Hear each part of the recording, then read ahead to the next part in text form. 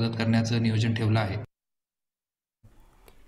इंदोरमधील ST अपघातावर ST महामंडळ व्यवस्थापक शेखर चन्ने यांनी न्यूज 18 लोकमतला फोनवरून माहिती दिली, ती ऐकूयात।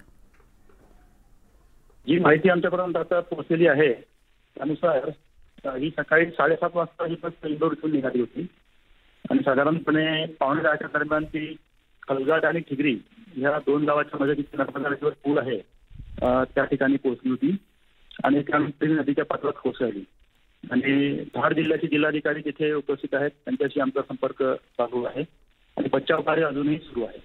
हे धार जिल्ह्यामध्ये ठिकाण आहे, हे खलघाट आणि ठिगरी ह्या दोन गावांच्या मध्ये नर्मदा नदीच्या पुलावरती हे अपघात झालेला आहे। नर्मदा नदीच्या पुलावर खलघाट ठिगरी येथे अजून कोणी जखमी व्यक्ती त्यांना मिळाल्याची माहिती नाही, म्हणजे त्यांना असं कोणी जखमी व्यक्ती आता कोणताच मिळालेला नाही आहे।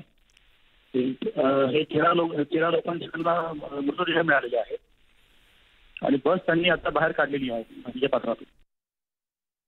इंदूरहून अमळनेरकडे येणाऱ्या एसटीला धारमध्ये